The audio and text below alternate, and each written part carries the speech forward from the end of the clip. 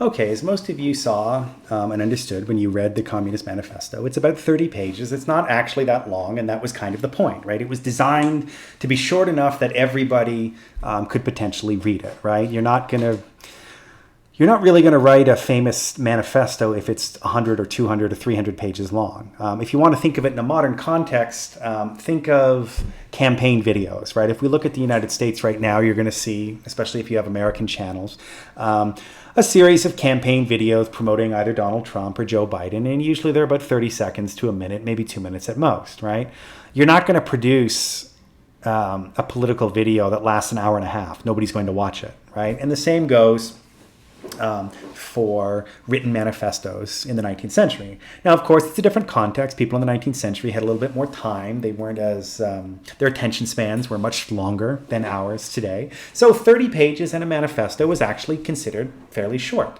And a lot of what it does, as I said, is lays out the kind of key ideas of Marx and how to put those ideas into practice. So if we look at the first idea, something that I kind of talked about already, is that the Communist Manifesto argues that history is a series of class antagonisms, or the quote that you can look at specifically is, "The history of all hitherto existing society is the history of class struggle." Now, this is what I was getting at earlier when I was talking about Marx the philosopher or his theory of history. If somebody like Adam Smith and a lot of the liberal theorists see history as really the driving feature is this sort of expansion of markets or the creation of markets and how markets mediate society, Karl Marx sees history as really a series of class antagonism. It's the engine of history. And it also, even for people who are not followers of Marx or his ideas, it helps you think of history, as I said, from the very beginning as a process. It's not just a series of events. It's not just a series of facts that you read in a book. It's a living process. We are still living with the events of history even to this day.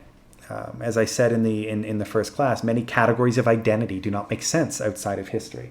So what Marx is arguing is that not only is history a series of class antagonisms, but it's really a process. And what he's getting at here, if we can sort of break this down further, is there's a dialectic to history. Now, what a dialectic means is it's kind of two forces that are kind of in competition and opposed to one another, right? And what he's getting at is class forces. Under capitalism, it's the bourgeoisie and the proletariat. But throughout most of history, there has always been class antagonisms between, say, exploiters and producers, right? Peasants, lords, rulers, ruled, right? The antagonism and the conflict between those groups is what's driving history. So if you want to think of history and how it moves, this is sort of how Marx thinks of it. I'll go back here for a second. So think of it this way, okay? History is a dialectic. The way he thinks of history is not so much cause and effect. That's part of it. It's dialectical, right? So if you think of two forces moving against one another like this, right? This force pushes this one that way, this pushes back. That's what's driving history. And so how do you think about this in terms of class conflict? Well, think about it this way. If you think of the bourgeoisie and the proletariat and the way that Marx thinks about class distinctions within capitalism, if you think dialectically, you don't think of one thing ending and then that's it. It would be more like, okay, if the proletariat or workers, in this case, if we use Marx's language, have a setback, right? Let's say they try to take control of the means of production, but they fail, right? If you take a kind of linear view of history, it's like, oh, well, that didn't work. The way Marx thinks about it is, no, it's dialectical, which what it means is that the bourgeoisie have sort of won and pushed the proletariat away from their goal. But eventually it'll swing back the other way. And that's kind of what's driving history, that conflict between classes. That's a lot of what he's getting at with history. If we go back to this slide here. If you guys have any questions about this, because it is getting a little bit abstract, feel free to email me and ask me questions tomorrow during the lecture. But all you really need to get out of this is that history is a series of class antagonisms. So under feudalism, it was peasants and the lord, and that conflict led to the emergence of capitalism. And Marx would argue that under capitalism, the conflict is between the bourgeoisie and the proletariat, and what will eventually, he thinks, will emerge out of that conflict is socialism. Okay, now let's look at the second main idea. Now, what's interesting here is when we think of the idea of revolution or revolutionaries, we tend to think of what Marx would define as the proletariat. But in reality, Marx actually argues that it is the bourgeoisie that are actually more revolutionary than the proletariat, especially at this particular time and place, right? Marx is writing in the 19th century, right? And so what he's arguing is that actually the bourgeoisie are the revolutionary class. The proletariat isn't quite a revolutionary class yet. What he's arguing for, and this comes up in sort of the next main idea, is that the proletariat ought to be a revolutionary class. So to talk a little bit about how the bourgeoisie is a revolutionary class, think about what they were able to achieve in the last 200-300 years leading up to Marx writing the Communist Manifesto in 1848. Right? If we think about what they were able to achieve, right, the overthrow of the feudal system, the fundamental reorganization of production, the obliteration of the artisanal mode of production, the seizing of political power, right? Again, if we look at Lynn, Massachusetts, but I'll use other examples, examples that we'll talk about in a few weeks when we look at liberal democratic revolutions. If we go back to Lynn, Massachusetts, right, what merchant capitalists are able to do and how they become quote unquote capitalist proper is they seize control of the production process, right? In this way, Marx would argue that they are revolutionary. They are taking a system that existed, destroying it, and replacing it with something fundamentally new. That is, at its most basic definition, what a revolution is. We tend to think of revolutions in terms of politics, and it's connected, because I'm going to get to that in a minute. You overthrow a government and a political system, and you replace it with another government and political system, right? French Revolution is a good example, the Russian Revolution in 1917, right? But it's also about fundamentally changing the way things are produced and relations of production. Who controls the means of production, right? Prior to capitalism, under the artisanal mode of production, people that actually produced also owned the means of production. Under capitalism, that goes away. So in this way, the bourgeoisie is revolutionary. Now, in terms of political power, they also have a revolutionary role. If we go back to Lynn, Massachusetts, and think about how merchants were able to take control of production, one of the things they do once they're able to do that is to cultivate political ties and ultimately political power. If we looked at our merchant capitalists from Lynn, they were constantly wining and dining political officials, people like James Madison, right? This is why capitalists at the time and still today donate money to political parties. You donate money to a political party, so the political party has to listen to you, right? And in the case of Lynn, Massachusetts, what they were specifically trying to do was to basically take control of the government, or at least have the state, in the case of the United States, do its bidding. And one of the ways it did that was to ensure that there would be tariff protection. They didn't want to have to compete with English capitalists or English shoemakers. So they wanted the US government to pass a law that ensured a tariff would allow them to be competitive so that their industry would thrive. They can't accomplish that without having or seizing some means of political power. And a lot of how they do that is through their wealth and affluence. And they also fundamentally change social relations. By changing production and reorganizing it and cultivating political ties and donating money to political parties and politicians so that they have access to them, fundamentally it can restructure social relations. And one of the ways that they do that, you see it in the United States and you see it later, we'll look at it in the French Revolution, is to completely obliterate those old feudal ties, right? If we look at our next slide here, this is a lot of what Karl Marx is talking about. Right? There's a revolution in social relations. He says the bourgeoisie, wherever it has got the upper hand, has put an end to all feudal, patriarchal, idyllic relations. It has pitilessly torn asunder the motley feudal ties that bound men to his natural superiors, and has left remaining no other nexus between man and man than naked self-interest, that callous cash payment. Now, Marx, of course, has a flair for the dramatic when he writes, but this is a lot of what he means.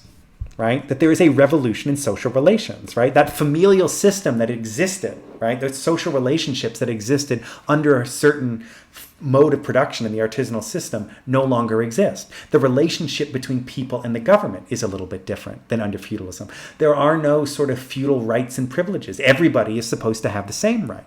Now, again, not all of these things are bad, right? But the point that Marx is making is that it is the bourgeoisie, at least at this period, up until the time he's writing in 1848, that has been the true revolutionary class, because they were able to destroy the social, political, and economic order that existed before it, and then were able to seize not only the means of production, but the means of political power, so that society functions and does their bidding for their own self-interest. This is what he's getting at with the bourgeoisie as a revolutionary class. Now, let's look at the third main idea of the Communist Manifesto. Now, what he's getting here is the unique mission of the proletariat. Okay?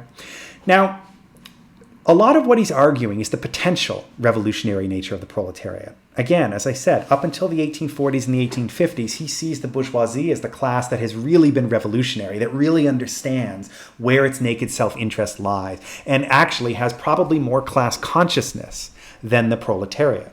So the reason the proletariat has a unique mission emerges through what he calls contradictions of capitalism. Now, he gets at these contradictions in the Communist Manifesto, and many of you were probably able to pick up on them, right? What he means by the contradictions, and kind of the most glaring contradiction, is this idea that within the system of capitalism is the means of its undoing, right? So the contradiction of capitalism is that even though the bourgeoisie are able to seize political power, economic power, and pursue their naked self-interest much better than any other class of society, in doing so, Marx argues, they are creating the very class that will overthrow them. And he specifically outlines how this will happen. So if we look at the concentration in factories, what you're doing is you're taking all these people who would potentially never have contact with one another and concentrating them in close proximity to one another. Right? In a way, they're actually providing the raw material for the proletariat to have class consciousness, because they're putting them together, right? They're having them work side by side. They're concentrating them in cities and factories where they can talk to one another and understand who they think operates against their own self-interests. He argues that distinctions among the working class start to diminish, and this is what he's getting at between this idea of bourgeoisie and proletariat, that if society is divided into those that own capital and the means of production and those that do not, and only really a few people can own the means of production, then what you're creating is this gigantic sort of mass of people, right, that start to see themselves as having a lot more in common. And the idea was that distinctions among them would start to be removed, right? So for example, under the artisanal system, there would be distinctions among workers, right? Journeyman, apprentice, master craftsman, but even within different things, right? You make shoes, I spin cotton, right? Hat, right? There was also the talk of the hat maker. When we looked at, I think, the Bruce Laurie article, right? So that there's distinctions. People identify themselves as artisans, right? Your identity as an artisan is not so much that I work. Your identity is I make shoes and I'm really good at making shoes, or I make hats and I make the best hats in Massachusetts and I'm really proud of my work.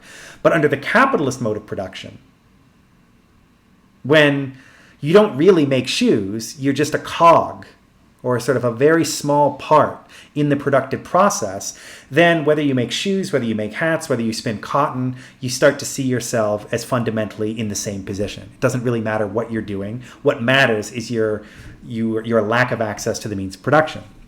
And the communication that emerges as the spread of these sort of national markets and national transportation systems allows class struggle on a national scale. And this is what he's getting at by the bourgeoisie, or capitalism produces the very thing that could potentially destroy it. The national market that enriches the bourgeoisie and allows them to expand their production to meet this growing demand, whether it be through the transportation revolution that Bruce Laurie talks about, tariff protection, all these kinds of things, is also creating a more unified national body, right? So somebody that lives very far away but does the same kind of thing in another factory sees a kinship with somebody that, say, lives in Massachusetts.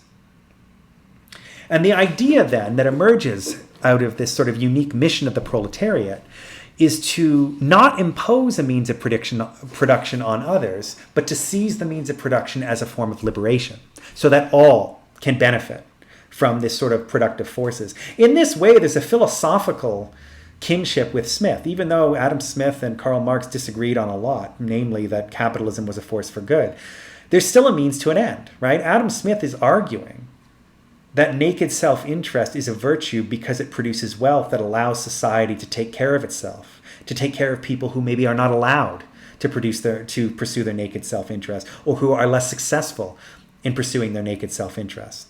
What Marx is doing is saying, well, yeah, you may think that's what it's leading to, but a lot's happened since 1776, and none of that has actually come true. In fact, it's created miserable conditions, right? Because all of that wealth that gets created is not being spread around. In fact, it's just being more concentrated on the people, the most successful pursuers of their own naked self-interest. So what Marx argues then is that the proletariat has to seize those means of production for the benefit of all, because capitalists or the bourgeoisie are not doing that. All right, we'll leave it there for the main ideas of the Communist Manifesto, and then we'll do one final video of the lecture proper on complicating the picture and a bit of historiography, and then I'll talk about the midterm a little bit.